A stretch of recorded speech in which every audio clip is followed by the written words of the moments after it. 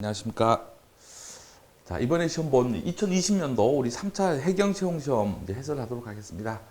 잠깐 총평을 말씀드리면 우리 이번 해경 시험은 기존 해경 시험 기출 문제가 상당히 이제 다른 상위 시험 문제의 기출 문제들을 그냥 베껴오는 형식이었기 때문에 뭐 사법 시험 기출 문제도 나오고 그런 식으로 이제 굉장히 어려운 이제 지문들이 많았었는데 원래 지금 해경 시험은 그렇게 어렵지는 않았습니다. 그렇게 내용이 어렵지는 않았는데 다만 이제 박스 문제가 너무 많아서 8문제나 나왔기 때문에 그 박스 문제에서 여러분이 조금 어려움을 겪었을 것 같아요. 그래서 지금 한 70점 정도 되면 거의 이제 합격할 수 있을 것으로 그렇게 조심스럽게 한번 예상해 봅니다.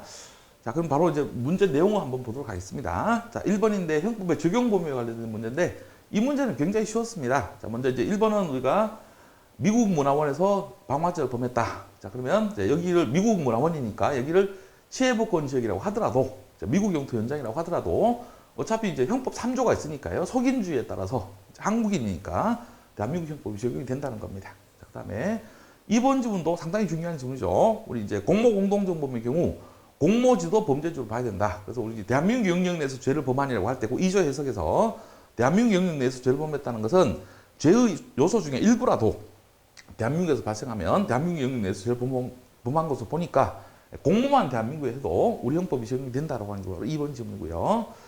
자, 3번 지문은 워낙 중요한 지문이어서 뭐 아주 쉬운 문제였죠. 왜냐하면 지금 이 지문은 이제 형법 7조의 옛날 조문이죠. 옛날에는 외국에서 형의 집행을 받고 돌아오면 자, 이제 대한민국에서 형을 선고할 때 이제 임의적 감면을 할 수 있도록 그렇게 이제 지금 3번처럼 규정이 돼 있었는데 자, 지금은 외국에서 형의 집행을 받은 사람은 그 외국에서 형의 집행을 받은 것의 전부나 일부를 대한민국 형에 산입해주는 방식으로 이제 반드시 산입해야 한다는 방식으로 바뀐 거니까 그래서 옛날 조문이기 때문에 이제 틀린 조문이 되겠죠. 그래서 이건 이미 뭐냐면 승진 시험, 뭐 채용 시험 다 한 번씩은 이제 출제되었던 부분입니다.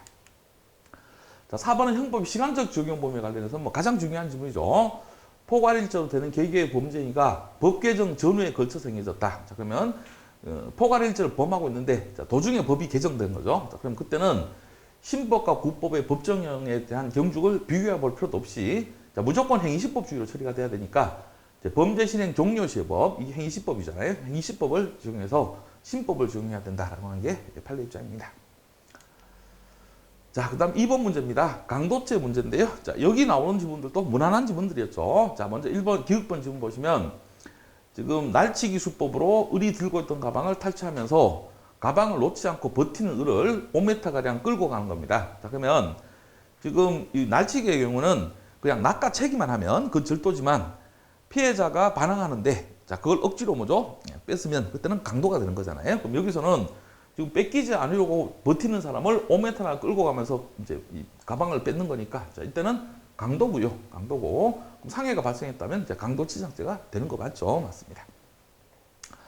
자, 니은번 지문은 지금 채무를 면탈할 의사로 채권자를 살해하는 경우입니다. 자, 그럼 채무를 면탈하는 것도 재산상의 이익으로 인정이 되니까 재산상의 이익을 얻기 위해서 사람을 죽이는 거니까 이제 강도살인죄가 되느냐 이게 문제가 되는데 이 채권자를 죽이면서 이제 채무를 면탈할 수 있으면 그때는 강도살인죄가 되는 거고요.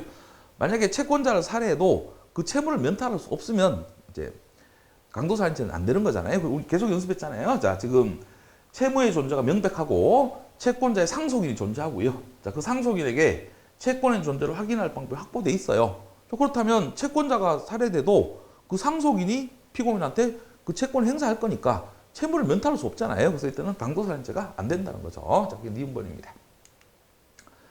자, 디귿번 지문요. 워낙 중요한 지문이고요. 자, 이제 중강도죄 기수 여부를 어떻게 결정할 거냐라고 하는 건데 자, 절도 행위의 기수 여부를 기준으로 판단할 것이 아니라 폭행 또는 협박이 종료되는가 하는 점에 따라 결정돼야 된다라고 하는데 워낙 자주 나오는 지문이고요.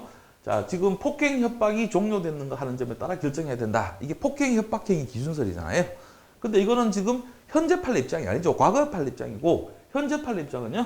절도 행위 기수 여부를 기준으로 판단해야 된다는 게 현재 판례 입장입니다. 그래서 이 디귿번 지문은 정반대로 바뀌어 있는 지문이죠. 정반대로 바뀌어야 옳은 지문이 되는 겁니다. 그래서 이제 디귿번 틀린 지문이고요. 워낙 시험에 많이 나왔던 지문이고요. 자, 그 다음 리을번 지문입니다. 자, 리을번 지문은 자, 중강도죄가 성립하기 위해서 이제 필요한 수단으로서의 폭행 협박의 정도예요. 그러면 이 중강도는 절도가 체포를 면탈을 목적 폭행협박을 가하면서 처벌을 강도죄에 준해서 처벌받잖아요. 그러면 이 폭행협박의 정도도 판례 표현상 일반 강도와 균형상 그 강도하고 균형이 맞아야 되기 때문에 강도하고 같은 정도요. 최협이 상대방의 반항을 억압할 정도가 돼야 된다는 겁니다.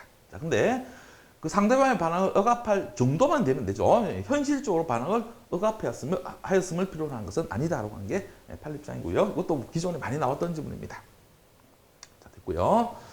자, 그럼 미음벌은 뭐냐면, 자, 그러면 중강도죄 성립하기 위한 이제 폭행협박의 정도는 상대방의 반항을 억압할 정도요. 상대방을 제압할 정도가 돼야 돼요. 그런데 문제는 지금 이 절도범인이 피해자로부터 옷을 잡히자 체포를 면하기 위해서 충동적으로 저항을 시도해서 자, 피해자에게 잡힌 손을 뿌리친 경우에요. 자, 그럼 잡힌 손을 뿌리친 정도, 그 정도는 뭐 상대방을 제압할 정도로 볼 수 없으니까 자, 일단은 중강도죄가 성립하지 않는다는 거죠. 그래서 그 D급번 지문만 이제 틀린 지문이고 나머지는 다 옳은 지문이 되겠습니다. 자, 됐고요.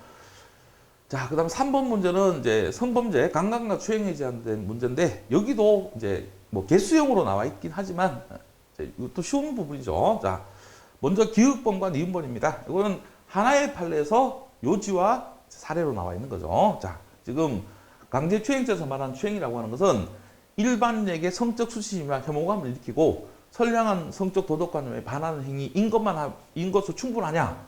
그렇지 않죠. 강제추행죄는 강제로 추행을 해야 되기 때문에 이 뭐 성적 수치심, 혐오감을 일으키게 했다는 것만으로 바로 성립하는 게 아니고 폭행협박을 사용해서 강제로 해야 돼요. 다른 말로 싫다는데 억지로 해야 되는 겁니다. 자, 그걸 뭐라고 표현하는 상대방의 성적 자기결정의 자유를 침해하는 것이다. 그 상대방의 성적 자기결정의 자유, 이걸 침해하는 때만 강제추행죄가 되는 거죠. 쉽게 말하면 폭행협박을 사용해서 싫다는데 강제로 했을 때만 성립하는 것이다. 라고 하는 게 이제 기읍번 지문입니다. 자, 그렇다면 강제추행죄가 성립하기 위해서는 자, 폭행협박 없이는 절대 강제추행죄가 성립할 수 없다는 얘기잖아요. 자, 니은번이죠. 자, 피해자를 따라가다가 바지를 벗어서 자신의 성기를 꺼내서 일정한 거리를 두고 보여준 거예요. 그럼 성기를 보여줬으니까 성적 수치지만 혐오감을 일으키게 한 건 맞지만 폭행협박을 사용해서 강제로 한 건 아니잖아요. 폭행협박을 썼다는 얘기가 없으니까 자, 일단은 강제추행죄가 안 된다는 게 판례 입장이죠. 그래서 이걸 폭행협박으로 추행했다고 볼 수는 없다. 맞습니다. 자, 그 다음에 D급번입니다. 자, 강간할 목적으로 피해자를 따라서 피해자가 거주하는 아파트 내부에 있는 엘리베이터에 탄 다음 그 안에서 폭행을 가해서 반항을 억압한 후에 계단으로 끌고 가서 피해자를 강간하고 상해를 입혔다라고 하는 거예요. 그럼 일단 지금 강간하고 상해를 입혔으니까 뭐 강간상해죄는 당연히 되는 것이고 문제는 이 강간상해죄만 성립하느냐? 그게 아니죠. 자, 그 강간할 목적으로 피해자가 거주하는 아파트 엘리베이터에 들어간 게 뭐죠? 주거침입이잖아요. 그 아파트 내부에 있는 엘리베이터도 유효죄로서 주거에 포함이 된다는 게 판례 입장이니까 뭐 강간하려고 엘리베이터에 들어간 것도 범죄 목적으로 들어간 것이 주거침입죄가 성립하는 겁니다. 주거침입죄가 별도로 성립해야 되니까 강간상해죄만 성립한다면 틀린 지문이고요.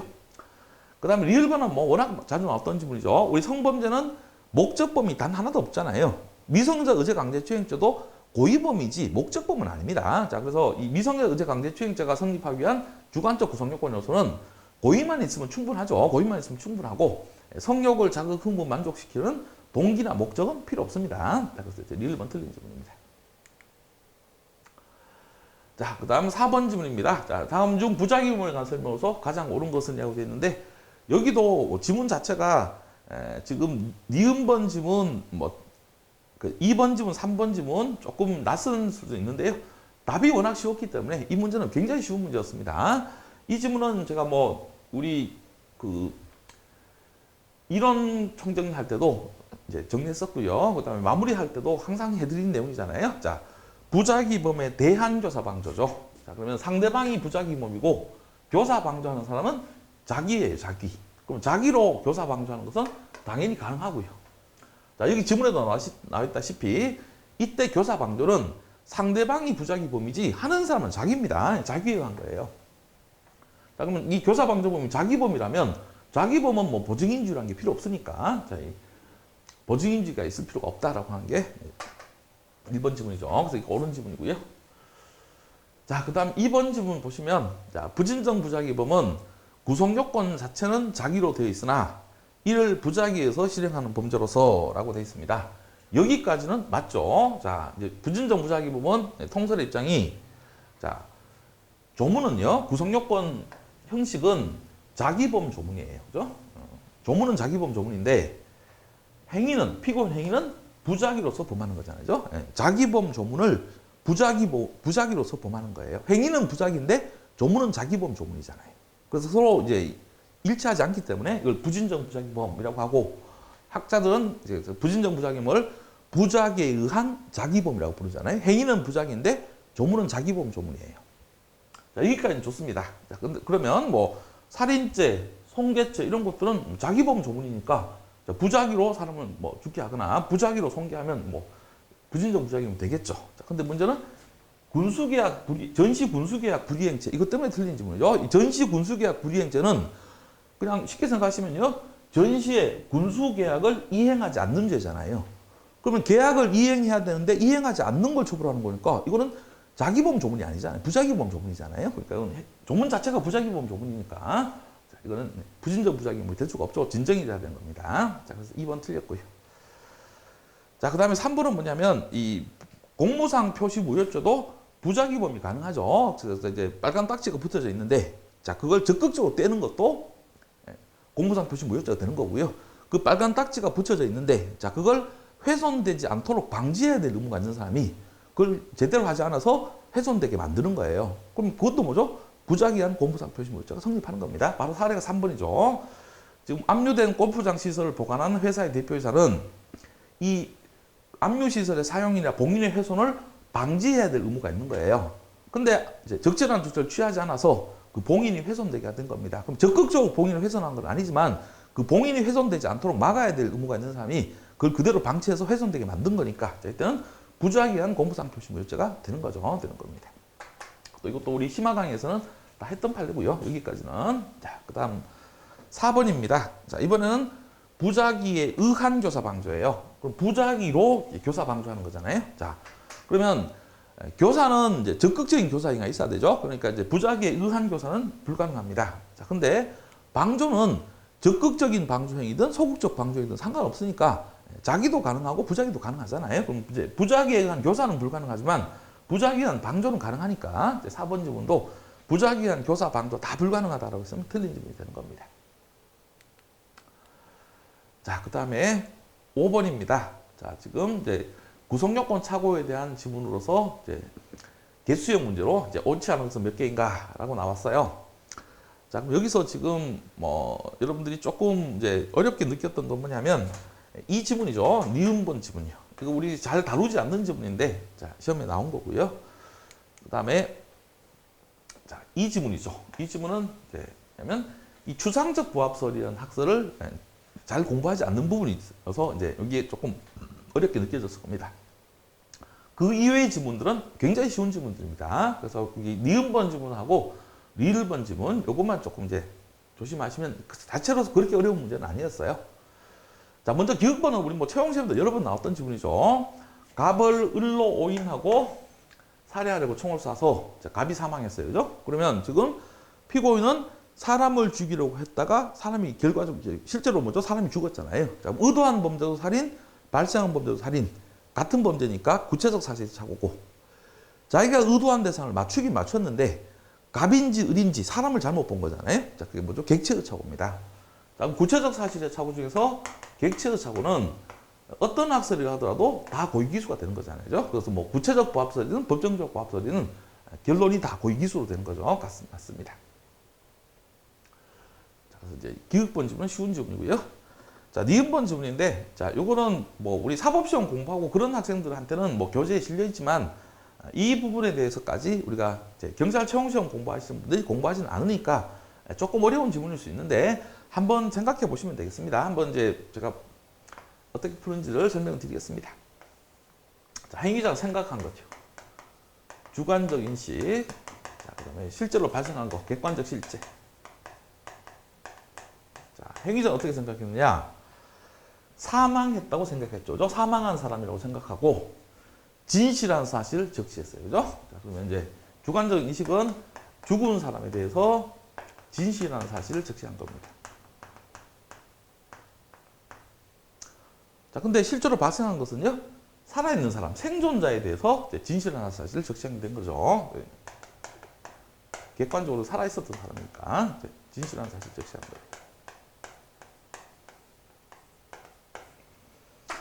자, 그러면 지금 사자의 경우에는 허위 사실을 적시해야 죄가 되는 거지, 진실한 사실을 적시한 건 아예 죄가 안 되죠. 그래서 이제 이 주관적 인식으로 기준으로 보게 되면 그건 아예 범죄 사실 자체가 아니에요. 근데 생존자에 대해서는, 우리 살아있는 사람에 대해서는 진실한 사실 적시해도 307조 1항이 되는 거잖아요. 이건 범죄 사실이 맞죠. 죄가 되는 거예요. 307조 1항이 되는 거잖아요. 자, 그러면 우리가 저하고 같이 우리 학설 특강 할 때 공부했던 우리 착오 유형 중에 첫 번째 유형이네요. 그죠? 주관적 인식은 범죄 사실이 아닌데, 자, 객관적 실제는 범죄 사실인 경우요. 범죄 사실인 것을 피고인은 그게 범죄 사실이 아니라고 생각한 겁니다. 이때는 이제 여기에 대해서 과실범의 문제다라고 보는 학설도 있고, 그 다음에 이건 구성요건 착오인데 기본적 구성요건 착오다, 이렇게 보는 견해도 있었잖아요. 자, 어찌됐든 간에 지금 피고인은 고의가 조각되죠. 13조 때문에 고의가 조각되고, 이때는 과실범으로 처리가 되는 겁니다. 자, 그러면 이제 307조 1항에 이제 명예손죄의 과실범이 되는 거예요. 근데 문제는 명예손죄는 과실범을 처벌하는 규정이 있어요, 없어? 없죠. 없으니까 결국은 뭐죠? 무죄가 되는 겁니다. 자, 그래서 니은번은 옳은 지문이 되겠습니다. 그래서 여기 조금 어려운 지문입니다. 조금 어려운 지문인데 제가 설명은 다시 한번 드린 거고요. 자, 그 다음에 디귿번 지문은 뭐 자주 나오던 지문이니까 어렵지 않습니다. 자, 갑은 살인의 고의로 을을 향해 칼을 던졌는데, 자, 빗나가서 옆에 지나가던 행인 병이 맞고 죽었다. 자, 그러면 을을 죽이려고 했는데 실제로는 병이 죽었네요. 그죠? 그러면 인식사실도 살인, 발생사실도 살인, 살인 대 살인 같은 죄니까 구체적 사실 착오고요. 이번에는 빗나갔죠. 빗나갔으니까 방법의 착오예요. 자, 그러면 구체적 부합설과 법정적 부합설의 결론은 동일하다, 이렇게 돼 있는데, 구체적 사실 착오 중에서 객체의 착오는 구체적 부합설, 법정적 부합설이 다 고의기수로서 결론이 동일하지만, 이 구체적 사실 착오 중에 방법의 착오는, 구체적 부합설은 이게 고의기수가 아니고 인식사실, 미수, 발생사실, 과실로 처리가 되고요. 법정적 부합설은 고의기수로 처리가 되니까 이거는 결론이 다르죠. 그래서 우리 열심히 공부했던 내용입니다. 자, 여기까지는 아주 쉬운 질문입니다.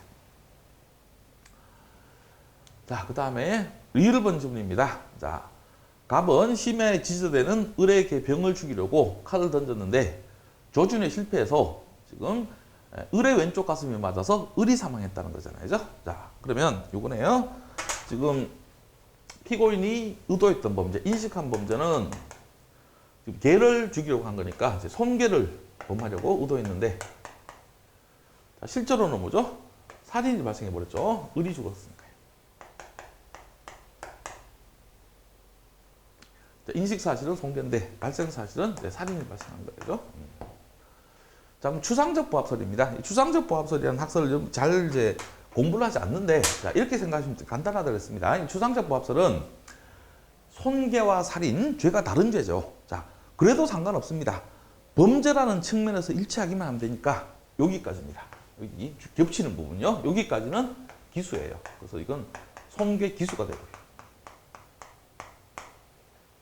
자, 근데 을이 죽은 부분은 실수잖아요. 그죠? 그러니까 이때는 뭐죠?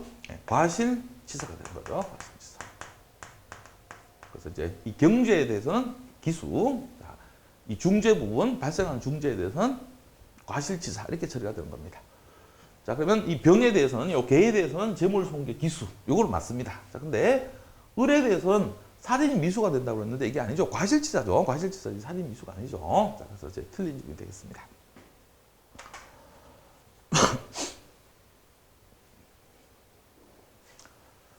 그래서 원래는 옛날에는 이 추상적 부합설 거의 이제 공부를 하지 않고 무시하고 갔었는데, 우리 시험에도 추상적 부합설이 작년에 나왔기 때문에요. 자, 지난번에 우리 학설 특강 할 때 제가 추상적 부합설까지 다 같이 설명드렸습니다. 자, 됐고요. 자, 그 다음 6번입니다. 자, 정당방위 및 긴급편에 관한 설명을 오는 것은 모두 몇 개인가? 라고 되어 있는데, 자, 여기도 지금 뭐 니은번 판례 같은 경우는 굉장히 쉽고요. 자, 그 다음에 이것도 뭐 쉬운 판례잖아요. 자, 근데 문제는 이 지문요. 지금 기읍번 지문, 디귿번 지문. 이게 이제 학설 지문으로 나왔기 때문에 조금 까다롭게 느껴졌을 겁니다. 자, 근데 기억번 지문은 푸는 방법은 쉽습니다. 자, 이 긴급현황의 본질에 대해서는 긴급현황은 위법성 조각설이다. 이게 위법성 조각설이고요. 긴급현황은 책임 조각설이다. 이게 책임 조각설이에요. 자, 그럼 이 지문에 답이 있는 겁니다. 이게요. 자, 긴급현황의 본질에 대해서 책임 조각설이에요. 그럼 책임 조각설이라면 자, 이 긴급현황은 어떤 뜻이죠? 구속요건 해당성, 위법성까지는 인정이 되는데 책임이 조각된다는 뜻입니다. 이 긴급현황 행위는 위법성까지 인정이 되고요. 책임만 조각된다. 이게 책임 조각설이에요. 조금 끝났잖아요. 자, 그러면 이 긴급현황 행위에 대해서 공범이 성립할 수 있느냐? 가능하죠, 당연히. 왜요? 공범이 성립하기 위해서는 이 정범이 어디까지만 갖추면 되죠? 구속요건 해당성, 위법성까지만 갖추면 되니까 이 긴급현황을 할 때 같이 가담한 사람도 같이 공범이 됩니다. 공범이 되고요. 자, 정당방위가 가능하냐? 당연히 가능하죠. 왜냐하면 정당방위는 위법한 행위에 대해서 할 수 있는 거잖아요. 그럼 이 긴급현황도 위법성 인정되는 위법한 행위예요. 그러니까 정당방위 할 수 있죠. 할 수 있습니다. 자, 긴급현황은요? 당연히 가능하죠. 긴급현황은 뭐 위법이든 적법이든 다 할 수 있으니까 당연히 가능합니다.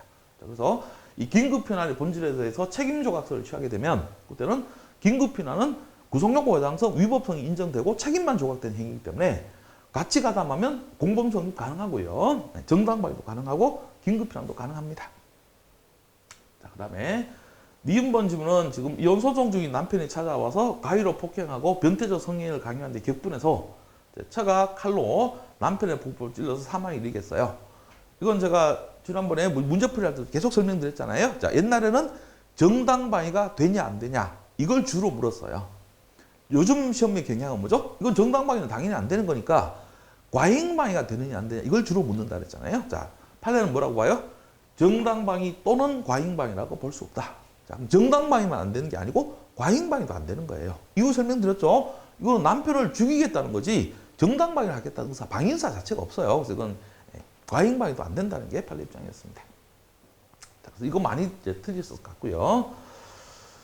자, 그 다음에 디귿번입니다. 자, 이게 이제 제 필기 노트에 있는데 워낙 시험에 잘 안 나오는 부분이어서 제가 경찰 채용 시험에서는 설명을 드리지 않는 부분입니다. 자, 그래서 이 지문도 해경시험이라는 특수한 지문으로 보셔야지 이게 뭐 경찰 채용 시험까지 나올 지문은 아니니까 그냥 편안하게 보시면 됩니다. 자, 주관적 위법성론이라고 하는 학설이 있어요. 자, 이게 이제 객관적 위법성론과 반대 학설인데, 자, 객관적 위법성론은 피고인이 책임 능력이 있든 없든 간에 자기 행위의 의미를 알든 모르든 상관없이 그 행위를 위법하다라고 평가할 수 있다. 이 객관적 위법성론이에요. 그러니까 책임 무능력자의 행위도 위법하다라고 볼 수 있는 겁니다. 자, 근데 이 주관적 위법성론은 자기 행위의 의미를 인식할 수 있는 사람의 행위만 위법하다 평가할 수 있기 때문에 책임 능력이 없는 사람, 아예 자기 행위가 뭔지 그 의미를 제대로 이해하지 못하는 사람은 위법하다고 할 수 없다. 이게 주관적 위법성론이에요. 자, 그러면 이 주관적 위법성론에 따르면 책임 무능력자의 행위는 이거는요 위법하지 않습니다. 왜냐하면 이 책임 무능력자는 자기 행위의 법적 의미를 모르는 사람이잖아요. 자, 그러니까 이 사람에 대해서는 위법하다는 평가를 할 수 없다는 거예요. 쉽게 말하면 책임 무능력자 행위는 위법하지 않다라고 보는 게 주관적 위법성론입니다. 말도 안 되는 학설이지만 어쨌든 그런 학설이 있는 거예요. 자, 그럼 끝났잖아요. 자, 이 책임 무능력자 행위가 위법하지 않아요. 그럼 정당방위는 해 못해? 못하죠. 왜냐면 적법이니까. 자, 근데 긴급현황은 뭐 위법한 행위든 적법한 행위든 다 할 수 있으니까 긴급현황은 가능한 거죠. 가능한 겁니다. 자, 그래서 이제 이 기급번 지문, 디귿번 지문에 나오면 자, 우리는 문제되는 행위가 범죄 성립 요건 중에 어디까지 갖추어졌냐 이걸 우리가 이제 확인하는 것이 가장 뭐죠? 급선무죠. 그래서 어디까지 범죄 성립 요건이 갖춰져 있느냐는 걸 확인하면 자, 그때 거기에 대해서 뭐 정당방위가 가능하냐, 이제 뭐 긴급현황이 가능하냐 그것은 위법이냐 위법이 아니냐를 보고 판단하시면 되는 겁니다. 디귿번 지문도 틀린 지문이고요. 자, 그 다음에 리을번 지문은 뭐 말다툼 하다가 갑자기 뭐죠? 사람을 뭐 낫으로 막 난자한 거니까 이거는 사람을 죽이겠다는 의사지 정당방위 하겠다는 의사가 아니잖아요. 자, 그러니까 당연히 정당방위로 인정이 안 되겠죠. 방위의사로 인정이 안 되니까요. 자. 그 다음에 7번 문제는 결과적 가중법의 문제인데 자, 이거는 이제 OX 조합형이니까 자, 그렇게 어렵지는 않았습니다. 자, 내용도 그렇게 어려운 내용이 아니고요. 자, 기억본 보시면 결과적 가중범위에 대해서는 교사범위 성립할 수 없다라고 되어 있는데, 자, 이거는 틀린 지문이죠. 이거는 가능하죠. 자, 바로 밑에 있잖아요. 가능한 케이스가. 그래서 이 지문을 뭐 잘 몰랐다고 하더라도 이 지문 갖고 바로 같은 지문이라서 사실상요. 자, 어떤 내용이냐.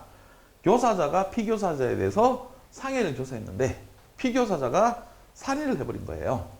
자, 그러면 자, 우리 확인해야 될 게, 자, 누구에게? 교사자에게. 이 교사자에게 피해자 사망이라는 데 대해서 예견 가능성이 있으면, 자, 그때는 상해치사죄의 교사범위 된다라는 게 판례 입장이잖아요. 자, 그러면 이제 우리가 확인해야 될 게 여기 피교사자에게라고 돼 있느냐 확인했더니 피자 안 붙어 있고요. 교사자에게로 돼 있으니까 이제 상해치사죄 교사범위로 죄책을 지을 수 있다라면 옳은 지문입니다.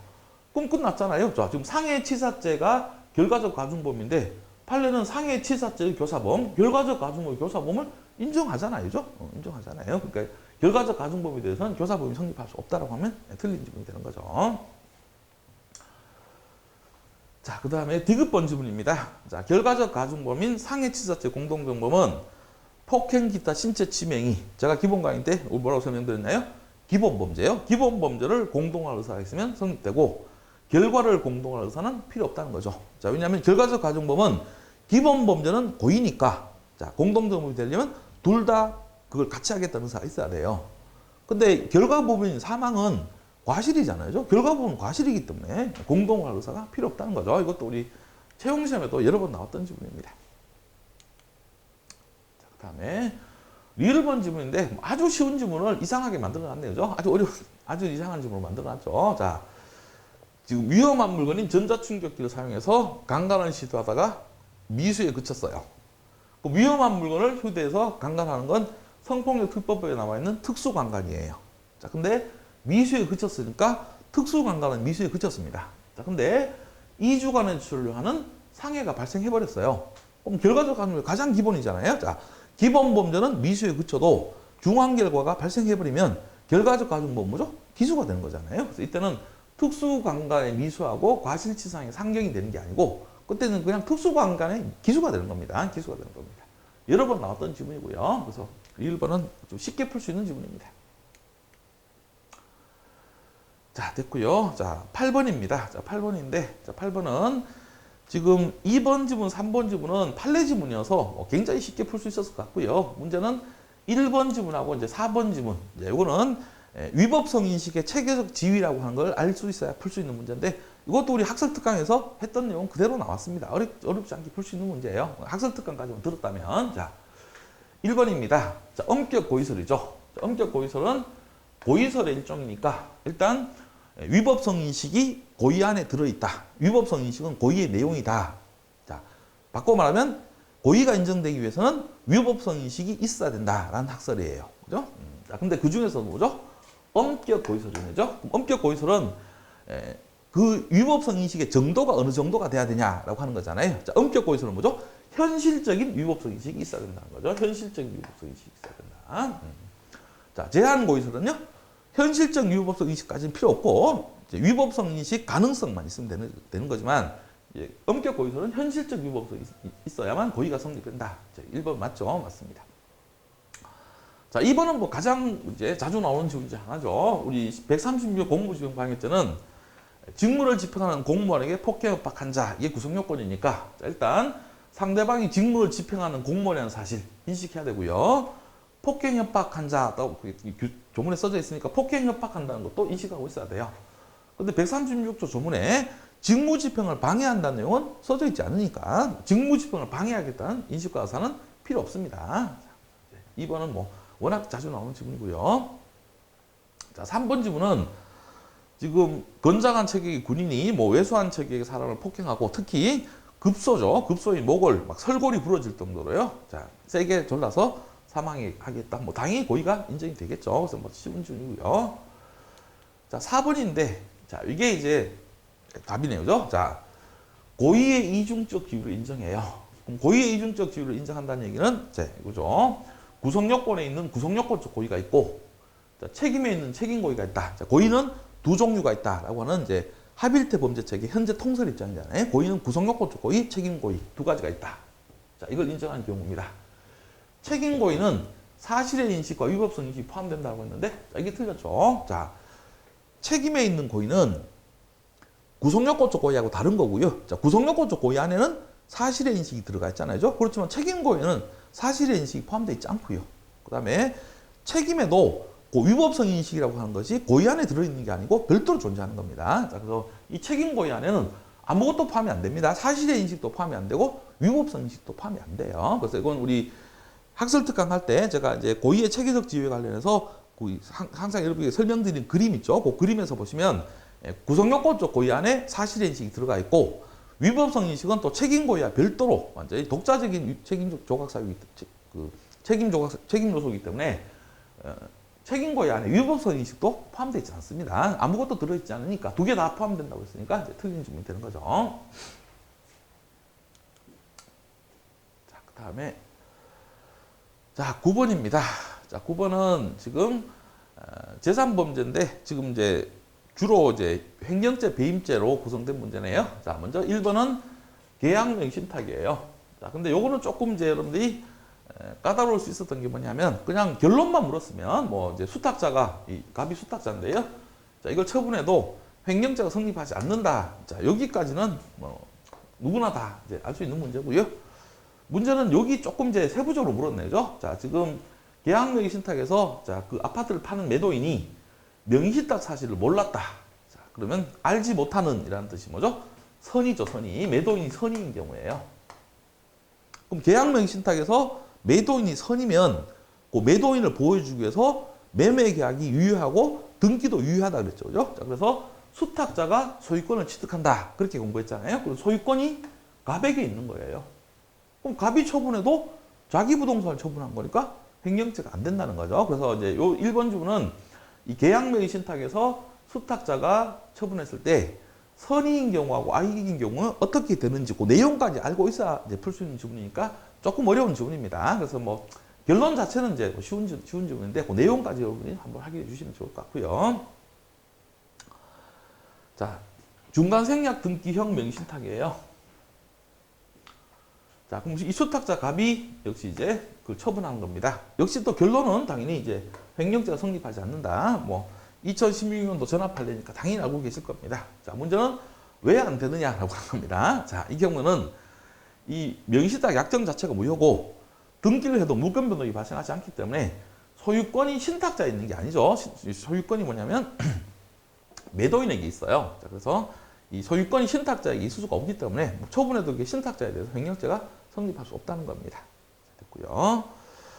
자, 그 다음에 3번이죠. 3번은 뭐 옛날부터 있었던 판례죠. 자, 부동산 양도담보권자. 자, 그럼 부동산 양도담보에서 양도담보권자니까 채권자잖아요. 양도담보권을 갖고 있는 사람이니까. 자, 변제기 경과 후입니다. 자, 상대방이 돈을 빌려갔는데 돈을 갚기로 약속한 시간이 지났는데도 안 갚아요. 그럼 당연히 이제 담보물을 처분할 수 있는 것이고, 그럼 담보물을 처분할 때 뭐 부당 연가 매각을 했다든가 정산음을 불이행해도 배임죄는 성립하지 않는다는 거죠. 자, 왜냐하면 이 채권자가 돈을 못 받아서 담보로 잡은 부동산을 처분하고 정산하고 하는 게 뭐죠? 다 자기 일이잖아요. 자기 사무이기 때문에 타인의 사무 처리가 아니잖아요. 그래서 이건 배임죄가 성립하지 않는다는 겁니다. 그래서 이건 뭐 기본 강의부터 계속해서 공부했던 내용입니다.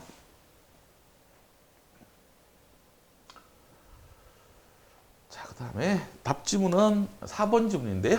자, 이건 이 얘기네요. 그죠? 자, 종중 토지를 명의신탁했는데, 자, 수탁자가 2번 처분하잖아요. 자, 앞에 처분행위는 근저당권 설정이고요. 뒤에 처분행위는 매도예요. 자, 그럼 뒤에 이제 매도한 것이 앞에 근저당권을 설정한 횡령죄에 흡수되는 불가벌적 사후행위냐, 이제 실체적 기합이냐, 이거 따지는 거잖아요. 자, 피해자는 어차피 종중이겠지만, 신탁자가 피해자겠지만, 자, 추가적인 보익침해가 없어야 이제 불가벌적 사후행위가 되잖아요. 자, 근데 뭐 계속해서 연습했잖아요. 자, 매도하는 것이, 팔아먹은 것이 담보 잡힌 것보다 피해가 더 커요. 자, 그러니까 이때는 이제 별도의 횡령죄가 성립하는 거죠. 실체적 기합이 되는 겁니다. 그래서 4번 이제 틀린 질문이 되겠습니다.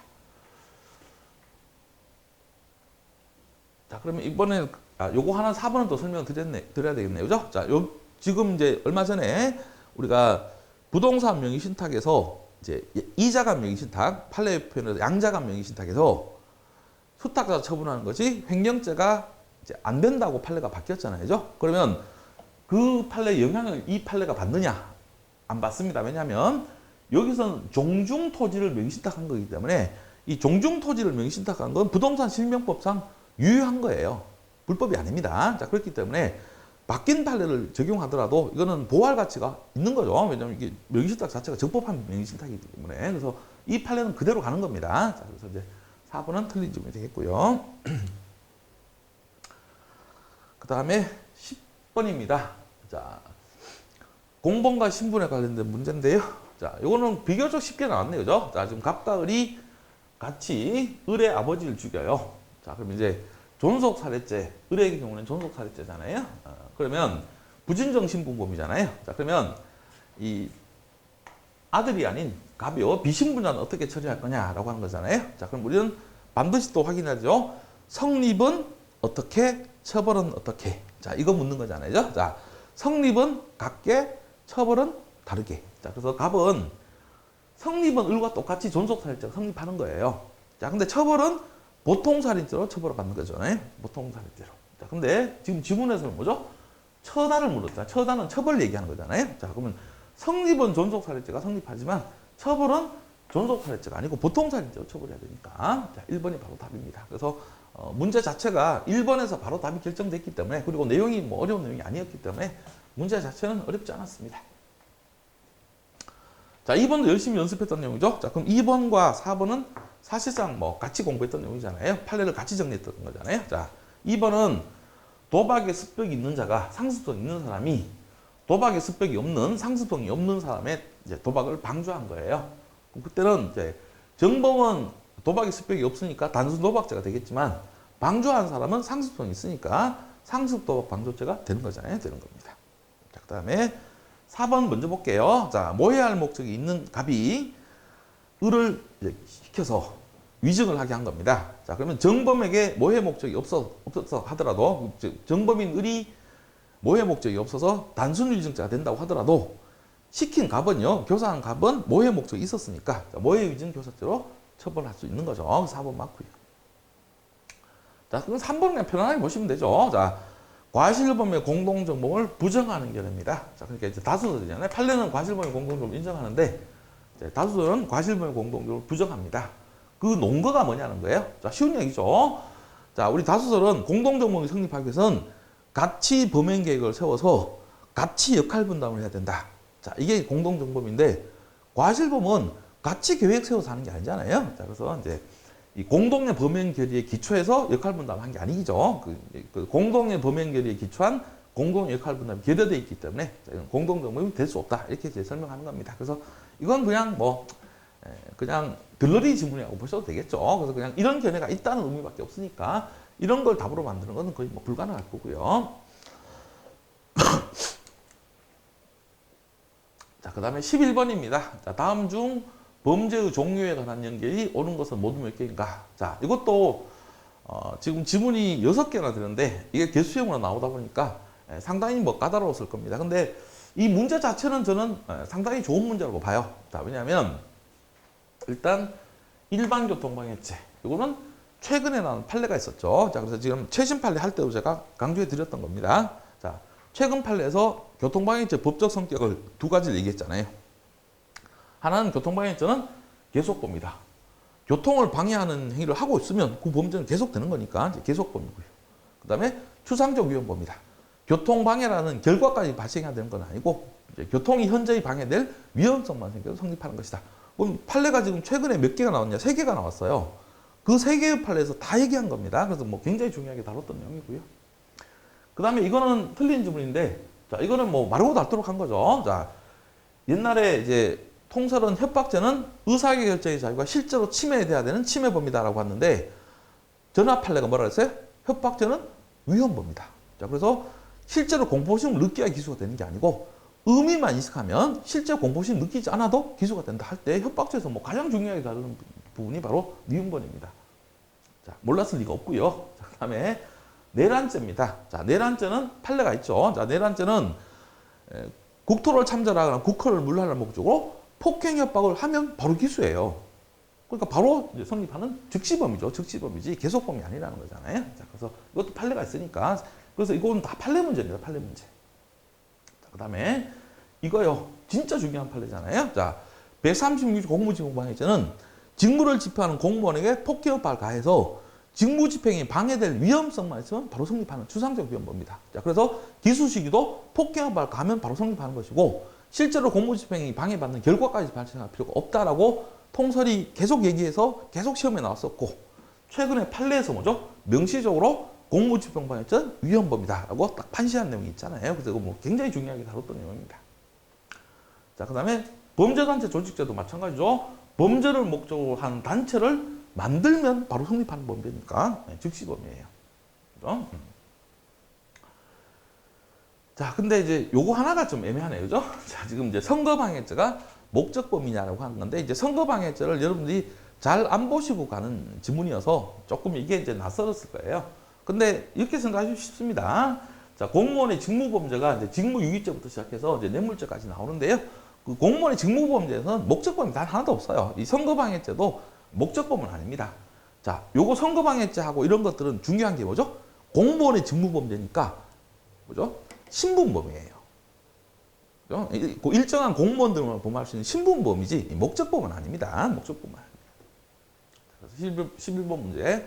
그래서 이제 여기 기읍번부터 시작해갖고 이제 니은번, 리을번, 미음번 이런 것들은요 판례가 다 받쳐주는 부분이기 때문에 상당히 중요한 부분입니다. 그 다음에 12번 문제입니다. 자, 12번 문제는 죄수 문제인데, 자, 기읍번 지문이 공보 불개제 판례여서 조금 낯설을지도 모르겠는데, 자, 그래도 한번 보도록 하겠습니다. 자, 비의료인이 의료기관을 개설해서 운영하는 도중에 개설자 명의를 다른 의료인으로 바꿔요. 쉽게 말하면 의료인도 아닌 사람이 의료기관을 차려서 운영하는 거예요. 불법 의료기관을 운영하는 거잖아요. 의료법 위반죄인데, 문제는 그 운영을 하다가 또 다른 의료인으로 바꿔갖고 또 운영하고 또 다른 사람으로 바꿔도 운영하고 이렇게 이제 운영하는 겁니다. 자, 그러면 이걸 포괄일죄를 묶을 수 있냐 이게 문제가 됐는데, 자, 대법원은 안 된다고 봅니다. 왜냐하면 개설자 명의를 바꿔갖고 새로운 의료기관을 차리는 거니까 범위가 단일할 수 있다. 단일하다고 볼 수 없다고 봐요. 포괄일죄 묶으면 범위 단일성 인정이 돼야 되잖아. 또 판례가 이렇게 얘기합니다. 다른 사람 이름으로 새로 차려갖고 계속 운영하는 거니까 범행 방법도 같다고 볼 수 없다고 해요. 포괄일죄가 되려면 범행 방법이 같아야 되잖아요. 그래서 범위 단일성, 범행 방법 동일 이런 요건이 인정이 안 되기 때문에, 자, 일단은 실체적 개합이라고 봅니다. 자, 그래서 이제 오는 지문은 바로 1번 기읍번 지문이고요. 자, 그 다음에 이제 니은번 지문은 지금 강간치상범이 실신 상태에 빠져 있는 피해자를 버려두고 도망간 거잖아요. 그럼 이건 18년도 2차에도 나왔던 지문이잖아요. 강간치상죄는 성립하지만 유기죄는 성립하지 않습니다. 왜냐하면 강간치상범이 그 피해자를 보호해야 될 법률상의 의무나 계약상 의무가 없기 때문에 유기죄는 안 되는 겁니다. 고요.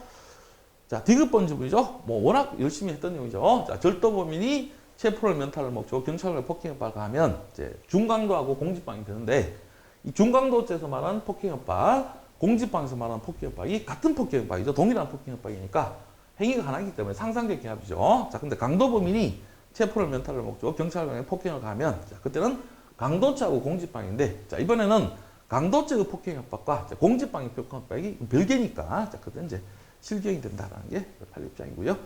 이것도 중요하게 다뤘던 지문이고요. 자, 형법에 규정된 상습절도예요. 그럼 형법에 규정된 상습절도는 구속요건에 주거침입이 포함되어 있지 않잖아요. 자, 그러니까 주거침입을 하게 되면 그때는 완전히 별개로 성립하는 거죠. 실경이 되는 겁니다. 됐고요.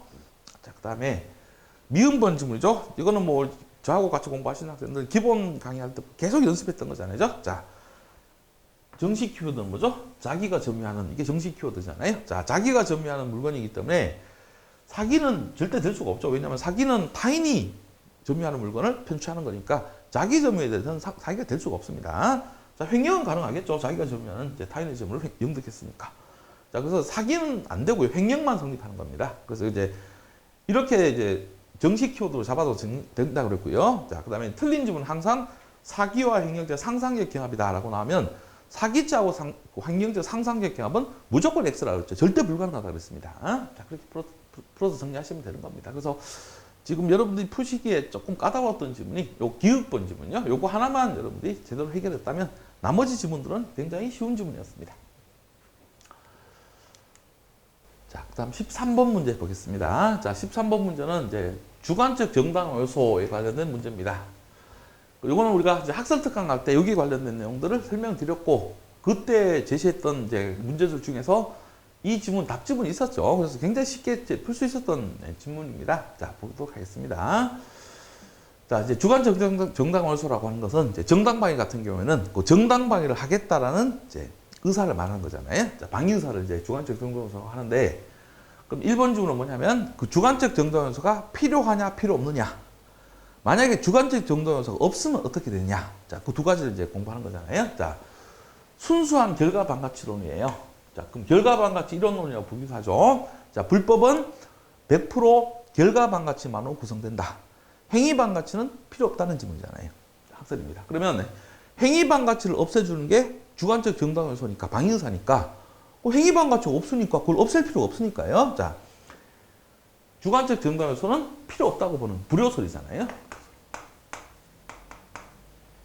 자, 그럼 주관적 정당 요소가 필요 없다. 불효설이니까 그러면 주관적 정당요소가 없어도 상관없으니까요. 위법성이 조각될 수 있는 거잖아요. 그래서 이제 불효설은 무죄설. 위법성 주관적 정당요소가 없는 의연방위의 경우에도 무죄가 된다. 뭐 같은 말이 뭐죠? 위법성 조각설. 이렇게 필게 드렸던 내용이 있잖아요. 그죠? 그러면 순수한 결과 반가치론이니까 주관적 정당요소가 필요 없고 주관적 정당요소가 없어도 의연방위의 경우도 위법성이 조각되는 겁니다. 조각될 수 없다 그러니까 틀린 지문이죠. 바로 답이 1번입니다.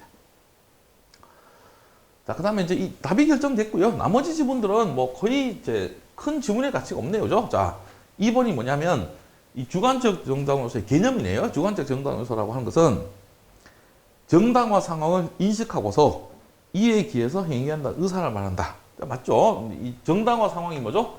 정당화는 위법성 조각이니까 위법성 조각 에 대한 상황을 인식하고 쉽게 말하면 정당방위 같은 경우는 정당방위 상황이요. 현재 부당한 침해가 있다는 걸 알고 자 거기에 따라서 정당방위를 하겠다는 의사. 쉽게 말하면 방위 의사를 말하는 겁니다. 방위 의사를 말한다. 맞고요. 자 3번은 뭐 못 보던 지문일 수도 있죠. 조금 낯선 지문이긴 하지만 자 이 지문 안에 답이 있잖아요. 자 지금 21조 사망에 야간 기타 불안스러운 상태에서 공포, 경악, 흥분 또는 당황이라는 때는 벌하지 아니한다. 자, 이게 무슨 조문이죠? 과잉방위 조문이에요. 그죠? 과잉방위 조문. 근데 주관적 정당 요소가 없는 경우 이걸 뭐라고 부르냐면 우연방위라고 불러요. 그죠? 그러면 과잉방위하고 우연방위는 같은가요? 다른가요? 다르죠, 당연히. 그러면 이 과잉방위에 적용되는 21조 사망은 우연방위에는 적용이 돼요? 안 돼요? 안 되죠. 완전히 성질이 다른 거니까. 자, 이게 3번입니다. 지문에 답이 있잖아요. 과잉방위하고 우연방위라고 해서 딱 다르다는 걸 딱 제시해 줬기 때문에 그러면 과잉방위에 관련된 조문이 엉뚱한 우연방위에 적용될 수 없다. 자, 그렇게 생각하시면 되는 거잖아요.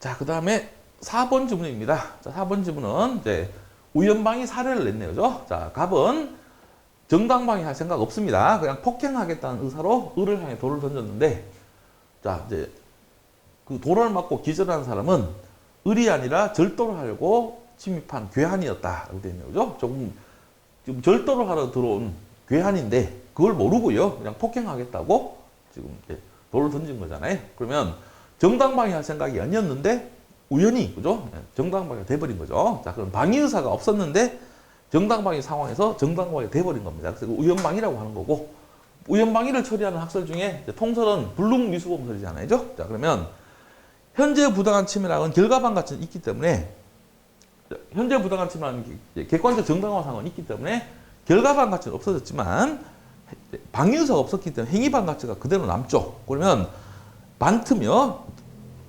결과반 가치는 없어졌고 자, 반틈 행위반 가치는 남아있으니까 완전 무죄도 아니고 완전 기수도 아니고 이제 중간에 이제 애매한 부분이 생긴 거잖아요. 자, 가장 비슷한 게 불능미수라는 거죠. 불능미수가 구조가 같기 때문에 불능미수 범죄는 불능미수벌로 미수로 처벌해야 된다고 하는 거죠. 그래서 이제 4번은 맞는 질문입니다. 자, 그 다음에 14번입니다. 자, 문서째인데 여기가 이제 지금 개수형으로 나왔고요. 그 다음에 여기가 지문 판례들이 지금 여기까지는 주로 여러분이 많이 보시던 판례인데요. 뭐 리을번, 미음번, 비읍번 이런 판례들이 전부 공보불개제 판례.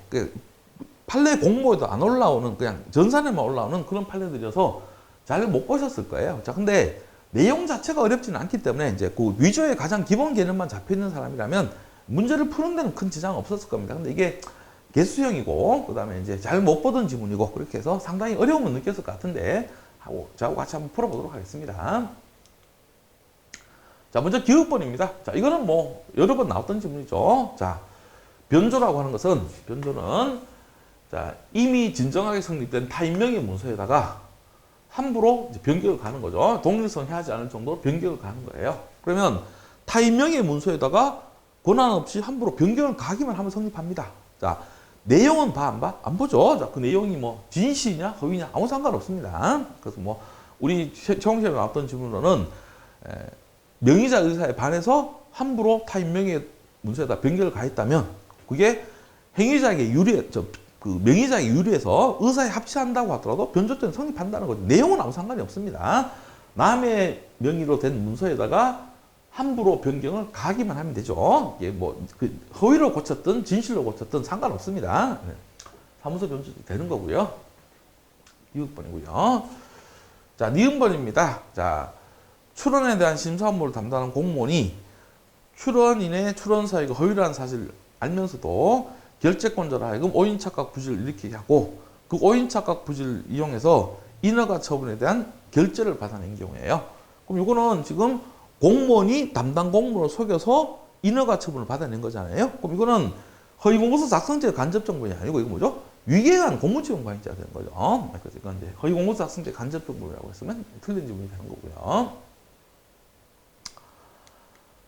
그 다음에 디귿번은 열심히 했던 종량제 쓰레기봉투 사건이잖아요. 자, 종량제 쓰레기봉투. 자, 부천시장 명의로 된 공문서고요.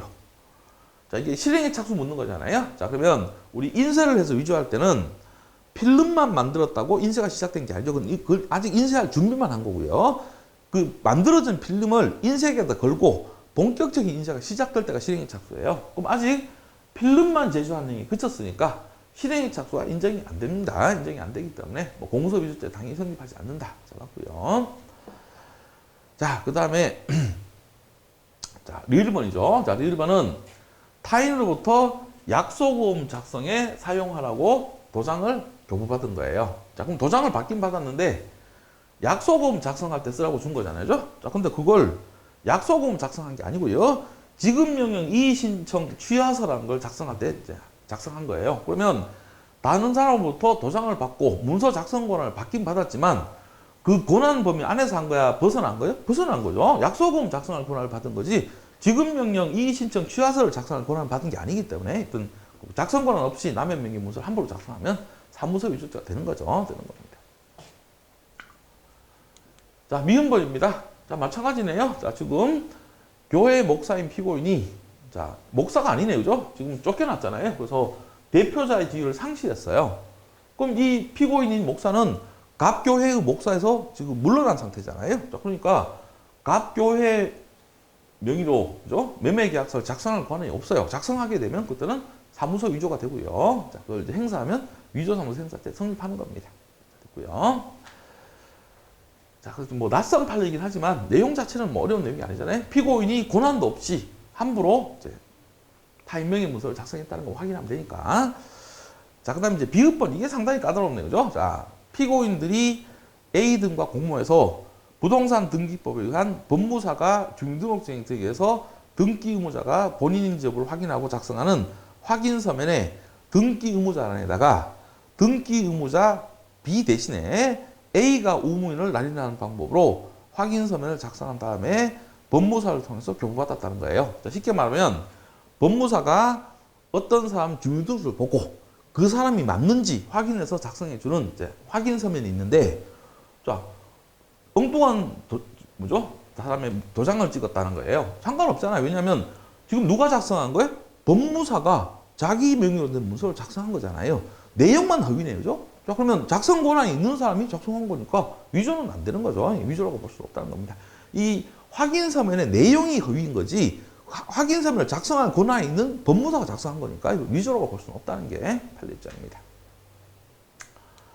자, 됐고요. 자, 그다음에 15번입니다. 자, 15번은 공공의 안전과 평온에 대한 문제인데 잘 안 나오는 부분에 대해서 문제가 나오긴 나왔지만 지문 자체는 다 쉬운 지문이죠. 우리 채용시험 하는 학생들도 다 했던 내용이에요.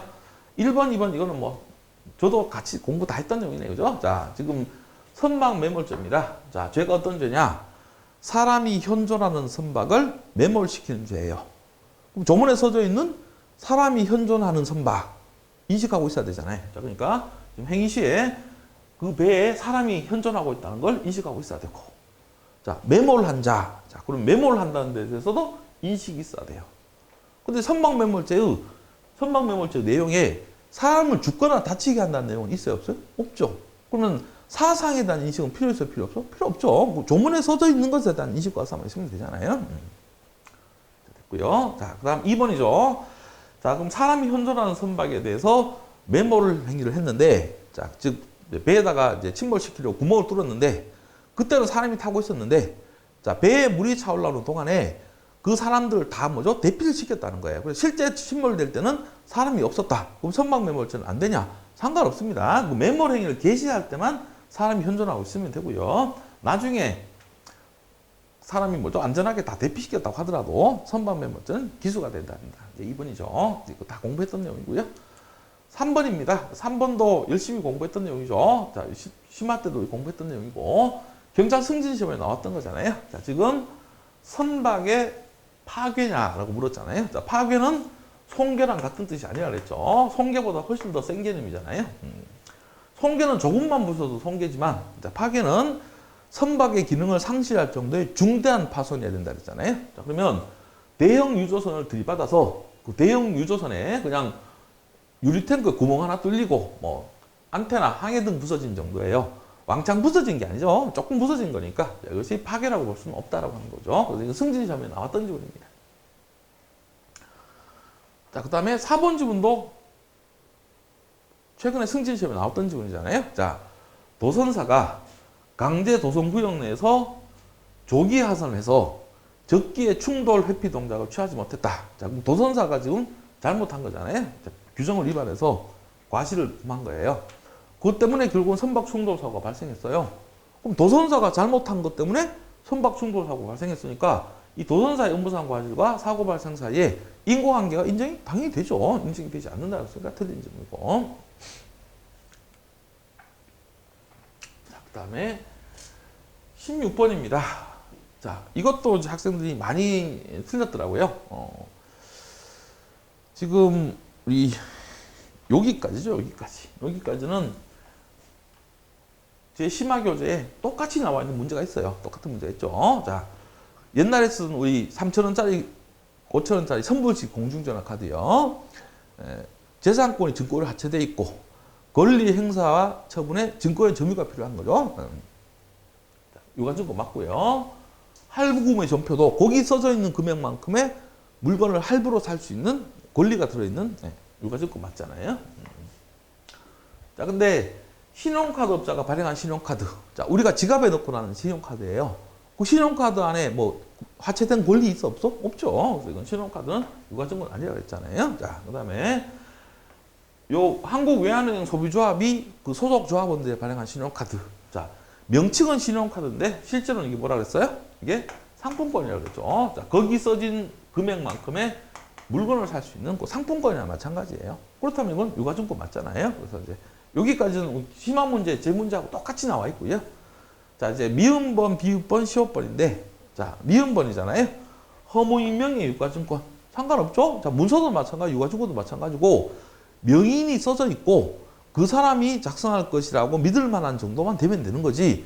실제 허무인이어도 상관없잖아요. 그래서 허무인 명의 유가증권도 당연히 유가증권 인정이 됩니다. 자, 근데 복사한 약소금, 이건 유가증권 인정이 돼? 안 돼? 안 되죠. 유가증권 행사죄에서 유가증권은 원본이야지 사본 갖고는 안 되잖아요. 사본 갖고는 안 되고. 자, 그다음 이것도 우리 맨날 기본감도 설명드렸던 거잖아요. 자, 어떤 약소금인데 발행인 도장 없어요. 발행인 도장도 안 지켜야 되는 거예요. 그럼 도장도 안 찍혀 있는 약속음을 누가 그걸 진짜라고 믿어요? 믿을 정도 안 되잖아요. 자, 그래서 유가증권 인정이 안 되는 겁니다. 자, 그래서 인정이 되는 것은 공중전화카드, 할부구매 전표, 외환은행 소비조합의 신용카드, 허무유명 유가증권 이 네 가지고요. 자, 나머지는 유가증권은 인정이 안 됩니다.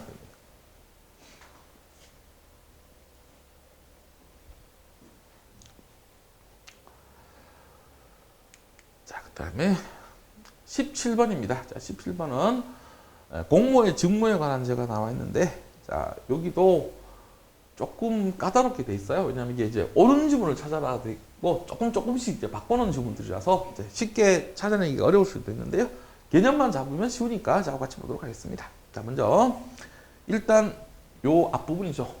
직권남용죄인데요. 이 앞부분은 맞아요. 자, 직권남용죄라고 하는 것은 공무원이 그 일반적 권한에 속하는 사항에 대해서, 자, 이제 겉으로 볼 때는 그 사람의 직무권한에 속하는 것처럼 보이는 거잖아요. 자, 근데 실질적으로는 위법 부당한 행위를 하는 거예요. 겉으로 보기에는 직권 행사처럼 보이지만 실제로는 위법 부당한 행위 하는 경우를 말한다. 그 직권남용의 개념이고. 자, 문제는 자, 그 직무 권한이라는 것이 반드시 법률상 강제력을 수반하는 것임을 요한다는 건데 이 부분 때문에 틀린 거잖아요. 왜냐하면 이 직권이라는 것은 공무원이 행사하는 직무 권한이기만 하면 된 거예요. 어떤 직무 권한인지 상관이 없습니다. 강제력을 수반해야 될 필요가 없죠. 강제력 수반하는 것이든 수반하지 않는 것이든 공무원이 갖고 있는 직무 권한이기만 하면 되기 때문에 반드시 강제력을 수반하는 것을 한다고 했으니까 틀린 질문이고요. 자, 그 다음에 자 2번이죠. 자, 여기까지는 또 맞네요. 자, 직무유기죄는 직무 수행 의무 있는 공무원이 그 자기가 수행해야 될 직무를 수행하지 않는 거잖아요. 자, 그러니까 직무를 수행해야 하는 자기 의무가 있어야 되고, 자, 그 자기 의무를 위반해야 된다라고 하는 것 여기까지 맞아요.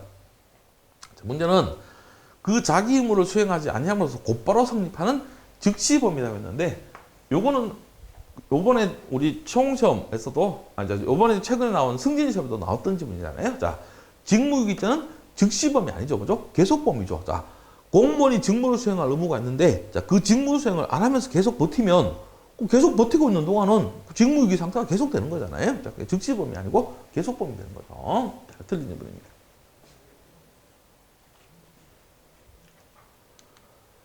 자, 그 다음에 3번 질문입니다. 자, 이것도 우리가 이론 조문 총정리할 때 미수범 다룰 때 항상 공부했잖아요. 자, 우리 직무유기부터 시작해서 뇌물죄까지 공무원의 직무에 관한 죄입니다. 그래서 이 공무원의 직무에 관한 죄는 미수가 없는 게 원칙이에요. 그래서 직무유기죄부터 시작해서 뇌물죄까지 공무원의 직무에 관한 죄는 미수가 하나도 없습니다. 그래서 폭행가혹행위죄도 없어요. 없습니다. 자, 근데 문제는 불법체포감금죄. 요거 하나만 딱 하나죠. 이 불법체포감금죄 요거 딱 하나만 미수범 처분이 있는 거예요. 그래서 요 질문은 제가 거기 여러분하고 같이 이제 해드렸던 이론 조문 총정리에 보면 요 두 개 다 나와 있죠. 똑같이 한 문제, 요 그대로 나온 문제도 하나 있잖아요. 자, 그래서 이제 불법 체포 감금죄는 미수범 처방이 있어요. 맞는데 이 폭행 가혹행위죄는 없습니다. 자, 그래서 이렇게 정리합니다. 직무유기부터 시작해서 뇌물죄까지 공무원의 직무에 관한 범죄는 미수가 없는 게 원칙이에요. 하나도 없는 게 원칙이고 딱 하나 뭐죠? 불법 체포 감금죄만 있다고 설명드렸죠. 지난번에. 자, 됐고요. 그 다음에 답은요, 4번인데, 이거는 우리 2015년도 우리 채용시험에 나왔던 질문, 그대로 나와있죠. 이것도 문제집에 다 실려있고요, 저 문제집에. 자, 경찰관이 지명수배되어 있던 갑을 3번이나 만났잖아요. 그럼 경찰관이 지명수배된 범인 만났으면 잡아야 되잖아요. 근데 3번이나 만났는데도 안 잡았어요. 그럼 당연히 직무유기죄가 성립하는 거죠. 4번입니다. 그 다음에 18번 문제입니다. 자, 18번 문제는 자, 1번 지문인데 1번 지문은 지금 민사소송의 당사자예요. 당사자. 지금 당사자는 그 사건의 당사자이기 때문에 객관적인 제3자가 아니잖아요. 자, 그래서 증인 능력이 없어요. 그죠? 자, 그래서 뭐 증인으로 출석해 선사하고 위증해도 절대 위증죄가 될 수가 없습니다. 증인 자체가 될 수 없기 때문에. 자, 맞고요. 자, 그다음에 자, 2번 지문인데 자, 이것도 이제 조금 잘 못 봤던 지문이잖아요. 자, 근데 내용은 이제 길지만 내용은 그렇게 어렵지 않습니다. 자, 민사소송 절차에서 증인이 선서한 후에 증인 진술서에 기재된 구체적 내용에 관해서 진술함이 없이 이게 답이에요. 자, 증인 진술서에 써져 있는데, 자, 그걸 증인신문 받을 때 자기 입으로 말했으면 그게 거짓말이 위증되면 되는 거예요. 근데 그게 아니고 증인 진술서에 써져 있는 내용에 대해서 그냥 진술을 한 게 없습니다. 그냥 뭐라고 했냐? 그냥 증인 진술서에 기재된 내용이 사실입니다. 라는 얘기만 한 거예요. 그럼 그 써져 있는 내용 하나하나에 대해서 말한 적이 있어? 없어? 없죠. 없기 때문에 그 써져 있는 내용을 진술했다고 볼 수 없고요. 자, 그래서 이제 그 내용 중에 뭐 일부가 허위가 있다고 해서 이것이 위증죄가 성립하지는 않는다는 겁니다. 쉽게 설명드리면 증인이 입으로 말한 것 중에 허위가 있어야 돼. 입으로 말하진 않았고 진술서에 써져 있는 내용, 증인 진술서에 써져 있는 내용, 서류에 써져 있는 내용이 약간 허위가 있다. 상관이다, 상관없다? 상관없다는 겁니다. 증인이 직접 말한 내용에 허위가 있어야 되는 겁니다.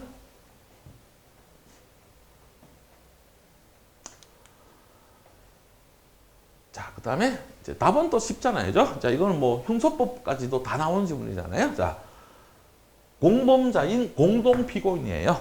공동피고인은 피고인이잖아요. 피고인이니까 사건의 당사자고 증인 적격이 없습니다. 자, 근데 소송 절차가 분리돼 버리면 이제는 피고인의 지위에서 벗어났잖아요. 그럼 당사자의 지위에서 벗어났으니까 이제는 당사자가 아니니까 이때는 증인 적격이 인정이 되는 거죠. 그래서 이제 이 소송 절차가 분리돼도 증인 자격이 없다라고 하면 틀린 점이 되는 겁니다. 자, 이거는 하나의 사건에 대해서 여러 번 허위 진술을 한 거잖아요. 자, 그럼 뭐 지금 변론길이 달라서 상관없죠. 왜냐하면 하나의 증인신문 절차 계속 되는 거니까 그 하나의 증인신문 절차 안에서 여러 번의 허위 진술을 한 것은 그냥 포괄 일조가 되는 거니까 한 개의 위증죄 성립한다. 자, 맞고요. 자, 그 다음에 19번입니다. 자, 이제 반의사 불벌죄 아닌 것을 모두 골라라 돼 있네요. 그죠? 자, 이것도 저하고 같이 이제 이론적인 총정리 학생들은 쉽게 풀 수 있었네요. 그죠? 자, 일단 지금 요것부터 먼저 해결해야 되겠네요. 명예에 관한 죄들. 자, 우리 명예에 관한 죄들은 이렇게 정리했죠. 친고죄, 반의사 불벌죄 섞여 있으니까 자, 구별을 해야 되잖아요. 자, 이렇게 구별했죠. 무거운 죄 2개는 반의사 불벌죄, 가벼운 죄 2개는 친고죄. 자, 그러니까 무거운 죄 2개, 명예훼손, 술판물의 명예훼손 이 2개는 반의사 불벌이에요. 그죠? 반의사 불벌죄 맞습니다. 근데 사자 명예훼손죄는 모욕죄하고 같이 가벼운 죄잖아요. 그죠? 얘들은 뭐죠? 친고죄죠. 친고죄. 사자 명예훼손 친고죄예요. 반의사 불벌죄 아닙니다. 자, 그 다음에 이제 기억번, 리을번, 비읍번은 이제 협박죄 안에서 어디까지는 반의사 불벌, 어디까지는 반의사 불벌이 아니냐 이거 구별할 수 있어야 되잖아요. 이건 제가 기본과부터 계속 설명드린 내용이죠. 자, 폭행도 마찬가지, 협박도 마찬가지. 어디까지가 반의사 불벌요? 단순과 존속까지만. 나머지는 다 반의사 불벌 아니에요. 자, 그러니까 이 단순 협박죄 반의사 불벌 맞고요. 자, 존속 협박까지도 반의사 불벌인데 상습 협박 아니고요. 특수 협박 아닙니다. 단순과 존속까지만 반의사 불벌입니다. 자, 그렇게 정리하면 쉽게 풀 수 있는 부분이고요.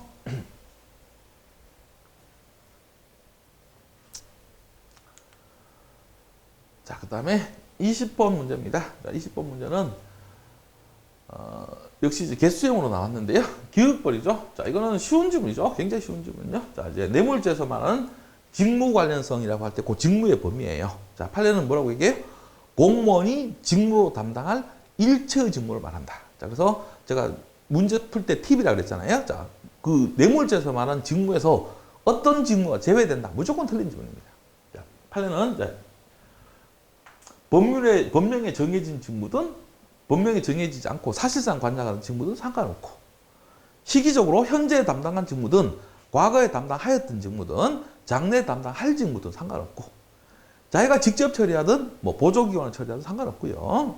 결정권자를 보좌하는 것도 포함되고 다 포함이 된다는 겁니다. 자, 그러면 여기서 뭐 과거에 담당하였던 직무는 포함되지 않는다라고 했으니까 이제 틀린 질문이 되고요. 자, 그 다음에 니은본이잖아요. 자, 공무원이 뇌물을 요구해서 달라고 해서 받았어요. 2천만 원 받았네요. 그죠? 이미 뇌물수죄는 성립한 거죠. 나중에 이제 너무 예상한 것보다 많은 액수에서 돌려줍니다. 그렇다고 이미 발생한 뇌물죄가 없어지나요? 상관없잖아요. 2천만 원에 대한 뇌물수죄 성립하는 거예요. 또 어떤 학생들이 있냐면 이거 그러면 지금 돌려줬잖아요. 그죠? 만약에 그대로 돌려줬으면 증례자로부터 몰수추징하는 거 아니냐? 수뢰자로부터 몰수추징 안 하는 거 아니냐? 그건 상관없잖아요. 그건 몰수추징의 문제지 뇌물죄 성립하고는 아무 상관이 없는 거예요. 나중에 다 돌려줘도 뇌물수죄는 성립합니다. 성립합니다. 2천만 원 받았으면 2천만 원에 대한 뇌물수재 다 성립한 거예요. 자, 됐고요. 자, 그 다음에 디귿번 지문이죠. 이건 18년도 시험에도 나왔던 지문이잖아요. 자, 갑이 공무원한테 직접 뇌물을 주는 게 아니고 중간에 을한테 주고요. 을이 그걸 공무원한테 전달해 주는 거예요. 자, 그러면 그 증뇌물 전달자의 경우에는 을이 갑이 뇌물로 준다는 돈을 받기만 하면 성립하는 거잖아. 전달은 안 해줘도 상관없잖아요. 주는 값도 마찬가지예요. 그 전달해 주겠다는 을에게 그 뇌물 금품을 교부하기만 하면 을이 수리할 사람은 전달하지 않았다고 하더라도 갑에게는 제3자 뇌물 교부죄가 성립합니다. 자, 그 다음에 리을번은 지금 자기 압수표를 뇌물로 받았다가 돌려주는데, 자, 이번에는 그냥 돌려준 게 아니고 소비하고 나서 돌려준 거잖아요. 그죠? 그럼 이때는 이제 돌려줘도 증례자로부터가 아니고 수뢰자로부터 추징해야죠, 이거. 자, 그래서 리을번 틀린 점이고요. 그 다음에 미음번은 우리 열심히 연습했던 상납 사례네요. 그죠? 자, 갑이 A로부터 공무원이 직무에 속한 사항의 알선에 관해서 1,000만 원 받았습니다. 자, 근데 그중 일부 500만 원을 자, 관계 공무원 다른 사람에게 주는데, 자, 지문에 보면 뭐라고 돼 있어요? 이거죠. 우리 여기 연습했던 키워드. 받은 취지에 따라, 이 받은 취지에 따라 관계 공무원에게 500만 원을 준 거예요. 그러면 이제 갑으로부터 몰수 추징할 때 관계 공무원에게 상납한 부분 500만 원 포함시켜 제외하죠. 제외하고 나머지만 몰수 추징해야 되니까 이 500만 원 제외하지 않고 1,000만 원 다 몰수 추징한다 그랬으니까 이제 미운 번은 틀린 점이 되겠죠. 이렇게 이제 보셨습니다. 자, 그럼 여기까지 해서 이제 우리 해경시험 문제를 이제 다 풀어드렸습니다. 자, 그래서 조금 이제 약간 낯선 판례가 몇 개 들어가 있고, 그다음에 이제 문제가 이제 개수형 문제가 너무 많아서 조금 어렵게 느꼈던 거지 전반적으로 봐서는 크게 어려운 문제는 아니었고요. 그다음 이론 문제 같은 경우에도 한두 지문을 제외하고는 그건 뭐 아예 사법시험에만 나오는 지문들로 낸 거니까 어쩔 수 없는 것이고, 그 외에는 우리가 이제 학설 특강할 때 다 해결할 수 있는 부분으로 문제가 나왔기 때문에 아까 설명드렸듯이 문제 난이도 자체가 아주 어려운 문제는 아니었고요. 다만 이제 문제 그 개수 문제가 너무 많아서 이제 고득점자는 그렇게 없었을 것 같지만 내용 자체는 그렇게 어렵지 않은 문제였습니다. 자, 그러면 여기까지 해서 이제 2020년도 3차 해경시험 문제 해설을 마치도록 하겠습니다. 자, 수고하셨습니다.